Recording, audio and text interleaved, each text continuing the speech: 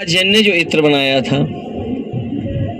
आप लोगों के माध्यम से, पत्रकार साथियों के माध्यम से ये प्रचार किया गया कि वो समाजवादी पार्टी का है। दोपहर आते आते हमारे पास जागरूक पत्रकारों को भी समझ में आ गया समाजवादी पार्टी से कोई रिश्ता नहीं है, तो वो भी पलट गए दोपहर के बाद तक। सुबह तो यही हेडलाइन चल रही थी, समाजवादी पार्टी का इत्र कारोबारी। लेकिन मुझे खुशी है दोपहर आते आते हमारे पत्रकार साथी भी समझ गए कि समाजवादियों से कोई लेना देना नहीं है। आपको ये सोचना चाहिए कि गलत जगह छापा मार दिया, बीजेपी ने अपने ही कारोबारी पे छापा मार दिया, उसकी सीढ़ियां निकलवाइए। अगर एक एक भाजपा के नेता का नाम ना निकले तो बताइएगा हमें। जो पीयूष जैन जिनके वो घर में छापा पड़ा है, जिनके यहाँ अभी भी नोट निकलने, अब तो नोट निकलना बंद हो गए हैं, बेसमेंट में नोट निकले, दीवालों में नोट निकले, लॉकर्स में नोट निकले, जिम्मेदार कौन है? वो छापा मारना चाहते थे इत्र वाले के यहाँ, उसका नाम था पुष्पराज जैन, इनका नाम था पीयूष जैन। लगता है डिजिटल इंडिया की गलती हो गई, पुष्पराज जैन की जगह पीयूष जैन आ गए, तो पीयूष जैन के यहाँ छापा मार दिया। और सोचो क्या निकला, सोचिए उत्तर प्रदेश में इतना रुपया किसी का नहीं निकला होगा।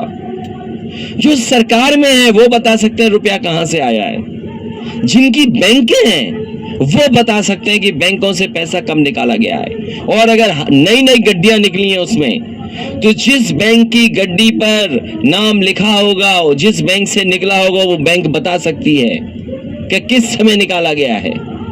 उसकी पर्ची पे भी लिखा होगा कि किस ब्रांच की है, किस तारीख की वो गड्डी है, और नंबरों से सरकार जान जाएगी आखिरकार कहां से निकला है पैसा। तो सोचो सरकार स्वीकार करेगी कि नहीं करेगी कि जो व्यापारी कहते थे और जो आम लोग कहते थे कि नोटबंदी से अर्थव्यवस्था नहीं बच सकती, नोटबंदी ने उनकी योजना फेल हुई है। जीएसटी जिस तरीके से लागू होनी चाहिए थी, जिस तरीके से जीएसटी का व्यापारियों को लाभ पहुंचना चाहिए था, वो जीएसटी भी योजना उनकी फेल हुई है। कैसे तमाम चीजें कर लेती है, क्या उस फोटो को झुठला पाएगी? आप लोग भी सहयोग करो तो उनका झूठ पकड़ा जाएगा, उनकी पोल खुल जाएगी। और पोल खोलने के लिए हम आपसे बात करने आए कि जो मेट्रो का उद्घाटन है, बधाई कानपुर के लोगों को।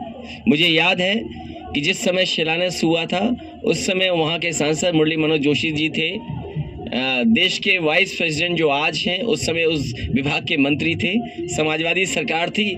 और लग ये रहा है कि तीनों लोगों को नहीं बुलाया गया है।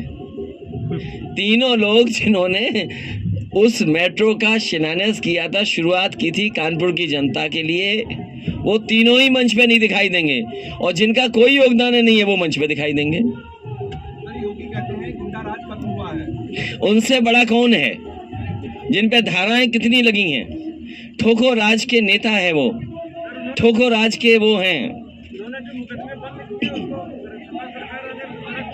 उनसे ज्यादा मुकदमे किसी मुख्यमंत्री पर हुए हों तो बता दो हमें। ये अलग विषय है, लेकिन कानूनी क्या होगा देखा जाएगा। सर, शिक्षक भर्ती में आरक्षण घोटाला हुआ, सरकार आएगी तो क्या दोषियों को जेल भेजा जाएगा? सर ये तमाम एक घोटाला नहीं है, तमाम घोटाले सरकार के हैं, उनको जनता के बीच में ले जाने का काम होगा।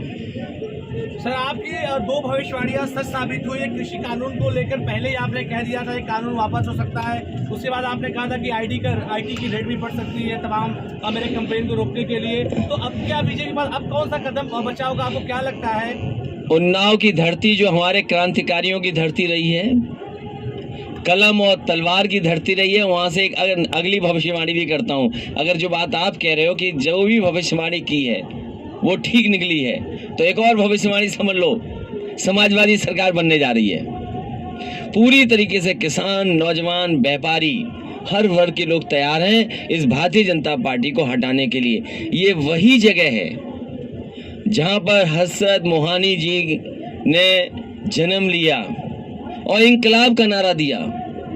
उन्नाव में इंकलाब होगा, 22 में बदलाव होगा। उन्नाव से इंकलाब होगा, 22 में बदलाव होगा।